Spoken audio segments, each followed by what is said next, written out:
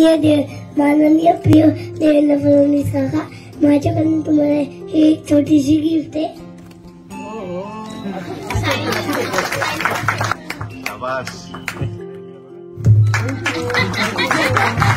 मी पुन्हा येईल असं तुम्ही म्हणले होते आणि तुम्ही खरंच पुन्हा आले. तुम्हाला मला खूप छान वाटते. असंच तुम्ही पुन्हा येत राहा.